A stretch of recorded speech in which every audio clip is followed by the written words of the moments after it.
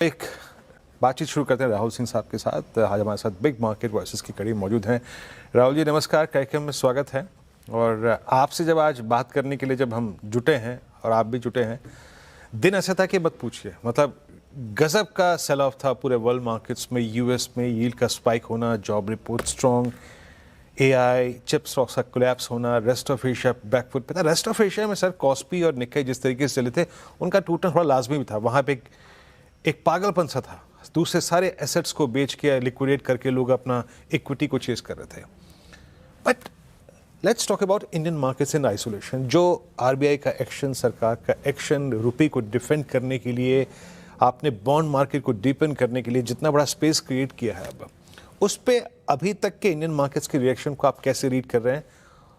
और क्या आप मानते हैं कि यहाँ से आगे चलते हुए अगर एआई स्टोरी में थोड़ा सा प्रॉफिट टेकिंग और होती है तो उसके अल्टीमेट बेनिफिशियरी हम होंगे? आपका टेक क्या है इस पर? धन्यवाद। नहीं, आपका क्वेश्चन बिल्कुल ही जो बोलते हैं कि आजकल इन्वेस्टर्स के टॉप ऑफ द माइंड पे है, तो ये क्वेश्चन बिल्कुल सही है। मेरे ख्याल से जो आज हमें देखने को मिल रहा है वो थोड़ी बहुत जो आरबीआई के एक्शंस की वजह से थोड़ी सी एक कंफर्टिंग फैक्टर है, मैं बोलूंगा। पूरी चीजों को वो रिवर्स तो नहीं कर सकती, लेकिन एक तरीके से कंफर्ट दे सकती है। ऑल्सो हम जब बात करते हैं इंडिया का एंटी-एआई ट्रेड के बारे में, हमें ये भी ध्यान में रखना है कि हमारी खुद की प्रॉफिट ग्रोथ पे कहीं ना कहीं एआई की वजह से एक इम्पैक्ट आया है आईटी सेक्टर पे, या आएगा। और दूसरी बात है कि हाई क्रूड प्राइसेस और हाई कमोडिटी प्राइसेस और वीक रूपी एक तरीके से कुछ सेक्टर्स को हेल्प करती है, बट बाकी सेक्टर्स के लिए नेगेटिव भी है, जहाँ पे वैल्यूएशन थोड़ी हाई थी, कंज्यूमर सेक्टर बोल रहे हैं या ऑटो सेक्टर बोल रहे हैं।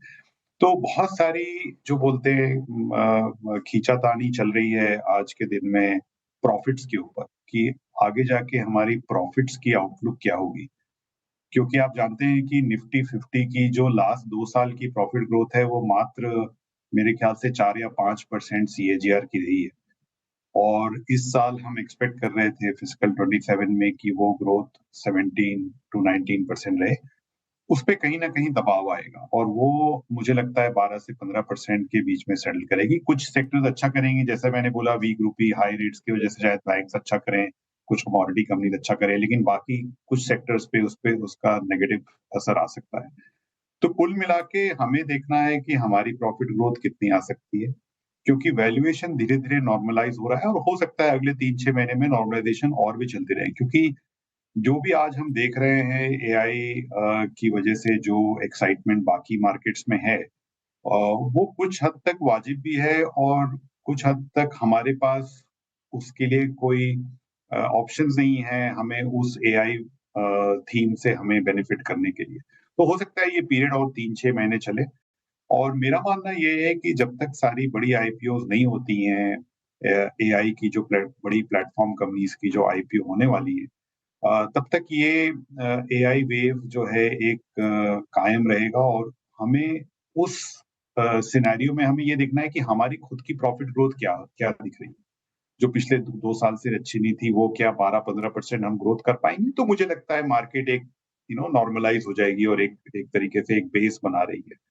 और ये सब जो है उसका ही एक प्रोसेस मैं समझता हूँ, और हमें इसमें इम्पेशंस नहीं रखना चाहिए कि ये 3 महीने में खत्म होगा या 1 महीने में खत्म होगा या 6 महीने में खत्म होगा, ये बोलना बहुत मुश्किल okay Rahul ji, good morning. Shreya बात कर रही हूँ। तो फिर इन्वेस्टर्स कैसे अप्रोच करें सर इस मार्केट को, अगर वेल्थ क्रिएशन की जर्नी करनी है? और अक्सर हम ये बात करते हैं कि जब मार्केट थोड़ा ठंडा पड़ा हो तभी एक बड़ा मौका होता है, आप अपनी वेल्थ क्रिएशन की जर्नी का पहला कदम ले सकते हैं। तो क्या अप्रोच इन्वेस्टर्स के लिए रहेगी इस मार्केट में? नहीं, बिल्कुल सही। आई थिंक जो भी मैं बोल रहा हूँ उसका मतलब एक ही निकलता है कि जैसे जैसे मार्केट टाइम करेक्ट हो रहा है और अब तो प्राइस करेक्ट भी हो रहा है, हमारी जो रिस्क रिवॉर्ड है वो बेटर होते जाएगी। क्योंकि इस माहौल में हमें रिस्क रिवॉर्ड बेटर चाहिए, जिसमें कि हम आगे जाके 12 to 15% इक्विटी रिटर्न्स हम कमा सकें। और मुझे लगता है कि आज के दिन में हमें कॉम्बिनेशन हमें ज्यादातर करके ऐसी कैटेगरी ऑफ फंड्स में रहना चाहिए जहां हम बहुत ज्यादा थीमेटिक एक्सपोजर नहीं ले रहे हैं, बहुत ज्यादा एक पर्टिकुलर सेक्टर पे एक्सपोजर नहीं ले रहे हैं, बट एक फ्लेक्सी कैप अप्रोच जो मुझे मानता हूं कि यहाँ पे बेस्ट रहेगा। और फ्लेक्सी कैप के अंदर जैसे कि हम सेक्टर्स का जो इंडिया में अच्छी खूबी ये है कि हमारी मार्केट्स में ब्रेड्थ बहुत है, मतलब हमारे पास सारी सेक्टर्स हैं, डिफेंसिव सेक्टर से लेके ग्रोथ सेक्टर से कंज्यूमर सेक्टर से लेके कमोडिटीज, और हम एक यूनिडायमेंशनल मार्केट नहीं है, मतलब हम एक तरफा मार्केट नहीं है। तो कहीं ना कहीं फ्लेक्सी कैप आपको ये अपॉर्चुनिटी देता है कि हम सारे सेक्टर्स को में अपना मिश्रण ऐसा रखें कि हमें कुछ ग्रोथ भी मिल रहा है, कुछ रिटर्न भी मिल रहे हैं और कुछ डिफेंसिवनेस भी है। डिफेंसिवनेस के लिए जैसे कि फार्मा सेक्टर हो गया आज के दिन में, कंज्यूमर हो गया, आईटी में अभी भी डिफेंसिव में उसको मैं कैटेगराइज नहीं करूंगा। और ग्रोथ के लिए आपकी जो ग्रोथ कंपनीज हैं या हो सकता है प्राइवेट बैंक्स आज के दिन में because of interest rates going up growth growth में कन्वर्ट हो जाएं। तो हमें एक अच्छा मिश्रण बना के ऐसे फंड में रहना चाहिए। इन्वेस्टर्स को मैं यही रिकमेंड करूंगा कि ज्यादा थीमेटिक की तरफ ना भागें और ऐसे फंड में रहें जो कि आपके या तो सेक्टर्स को चेंज कर सके डायनेमिकली, बिकॉज मार्केट भी काफी डायनेमिक हो चुकी है, या फिर हम फ्लेक्सी कैप फंड में रहें जो कि एक जो कि ये सारे सेक्टर्स का मिश्रण जो है डायनेमिकली मैनेज कर सके। वाकई फ्लेक्सी कैप में आप देखेंगे आपको चीज़ें उसका एक एडवांटेज रहेगा, है ना, जैसे कि राहुल जी समझा रहे हैं आपको। वो सुबह वाला जरा एक वो डायग्राम दिखाइएगा जो हमने परसेंटेज का दिखाया था, world indices and there price performance since ये जब से वॉर शुरू हुई है।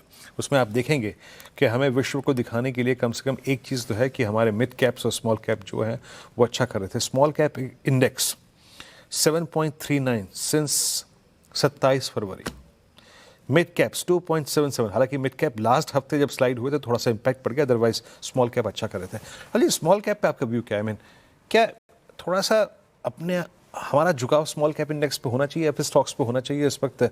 वाकई पिछले 3 महीने अच्छे रहे, या फिर आपको लगता है कि फ्लेक्सी कैप के साथ ही वो काम चल जाएगा? नहीं, कुछ तो झुकाव हमारा भी स्मॉल कैप की तरफ बढ़ रहा है, क्योंकि हमने जैसे स्मॉल कैप में अपने टाटा स्मॉल कैप में लमसम फ्लोज स्टॉप किए थे काफी दिन पहले, 2-2.5 साल पहले। हमने अप्रैल में पहली बार लमसम फ्लोज को रीओपन किया है, क्योंकि हमें लगता है कि वैल्यूएशन एक ऐसे जगह पे पहुंच गया है जहां पे हम 3 साल के लिए अच्छा व्यू लेके स्मॉल कैप में इन्वेस्ट कर सकते हैं। लेकिन देखिए, हमेशा एसेट एलोकेशन पे ध्यान रखना चाहिए। स्मॉल कैप को मैं इसलिए फ्लेक्सी कैप के ऊपर नहीं रखूंगा क्योंकि मेरी नजर में आज भी small cap 10 to 20% of allocation नहीं होना चाहिए किसी के भी एसेट एलोकेशन। और जब तक लार्ज कैप में रिवाइवल नहीं आएगी, स्मॉल कैप भी एक तरीके से ओवर ओन्ड है और वैल्यूएशन इतनी भी चीप नहीं हुई है लार्ज कैप के कंपैरिजन में कि मैं आपको ये बोल सकूं कि स्मॉल कैप में ऑल इन हो जाइए। तो हाँ, लेकिन ये बात जरूर है कि 2024 के मुकाबले आज जो वैल्यूएशन है स्मॉल कैप की, वो काफी ज्यादा अच्छी हो गई है। और इसी वजह से हमने जो भी डिसीजन लिया था स्मॉल कैप में लमसम रीओपन करने का, वो इसी वजह से लिया था। बट इसका क्या मतलब है कि मैं स्मॉल कैप को फ्लेक्सी कैप के ऊपर रख रहा हूँ या लार्ज कैप के ऊपर रख रहा हूँ? नहीं, वो अभी वो सिनेरियो अभी भी नहीं आया है। इसलिए मैं बोलूंगा फ्लेक्सी कैप में सारी चीजें कवर हो जाती हैं। मल्टी कैप में अगर अगर आप फ्लेक्सी कैप के नीचे देखना चाहते हैं तो मल्टी कैप उससे भी अच्छा ऑप्शन है, क्योंकि मल्टी कैप में आपको 25% मिनिमम स्मॉल कैप रखना ही है, 25% मिनिमम मिड कैप रखना ही है, तो आपको वो पूरा एक्सपोजर मिल जाता है। और अगर उसके बाद भी अगर आपको लगता है कि नहीं, मुझे मेरी रिस्क एपेटाइट है कि मैं स्मॉल कैप में एक्सपोजर बढ़ा सकता हूँ, तो बशर्ते आई थिंक ये समय बुरा नहीं है। लेकिन आपको 3 से 4 साल का व्यू रखना पड़ेगा स्मॉल कैप में। अभी वैल्यूएशन एकदम डर्ट चीप नहीं हुई है स्मॉल कैप। हम्म। राहुल जी, कमोडिटी पर क्या व्यू रहेगा आपका? प्रेशियस मेटल्स ने जिस तरीके से पिछले 1 साल में अगर इंडिया प्राइसेस की बात करो, डोमेस्टिक प्राइसेस की, तो रफली 70 से 80% की रैली दिखाई। उसके बाद अब ये करेक्शन, इसे कैसे देख रहे हैं आप? पोर्टफोलियो में इसका कितना परसेंटेज होना चाहिए और क्या मानते हैं आप कि यहाँ से अब और यहाँ पे मुनाफा देखने को मिलेगा गोल्ड और सिल्वर में, या फिर करेक्शन बढ़ेगी? नहीं देखिए, आज जो भी गोल्ड में हो रहा है वो ग्लोबल इंटरेस्ट रेट्स के सिनेरियो को देखते हुए हो रहा है कि लोगों को लगता है कि इंटरेस्ट रेट्स वर्ल्ड में बढ़ रही हैं तो डॉलर स्ट्रेंथन हो रहा है, तो गोल्ड पे थोड़ा-सा लोगों का गोल्ड प्राइसेस पे उस वजह से थोड़ी प्रेशर बनी है। बट अगर आप लॉन्ग टर्म व्यू देखें कि गोल्ड की ज़रूरत क्यों है आज दुनिया में, क्योंकि वर्ल्ड जो है एक इंसुलर जगह होते जा रही है और लोगों का कहीं न कहीं लॉन्ग टर्म में डॉलर पर से हल्का-हल्का विश्वास कम होते जा रहा है।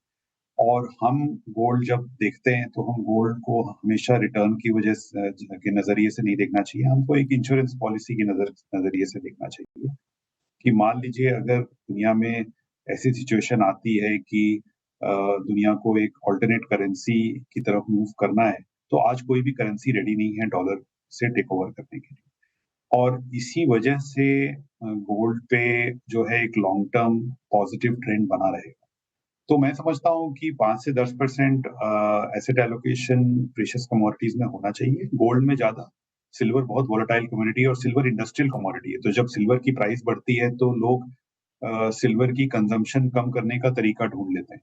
तो उसमें कहीं न कहीं डिमांड सप्लाई काम करती है और ऑटोमैटिकली उसमें एक साइकिल आती है, जो कि गोल्ड में वो चीज़ें नहीं है। इसलिए मैं बोलूँगा गोल्ड पे ज़्यादा ध्यान रखते हुए आई थिंक अगर किसी ने अगर प्रीवियस रैली मिस कर दी हो या किसी के एसेट एलोकेशन में आज 0 हो, तो कम से कम 5% और अप टू 10% तो एलोकेशन बनाने का ये काफ़ी ठीक-ठाक समय है।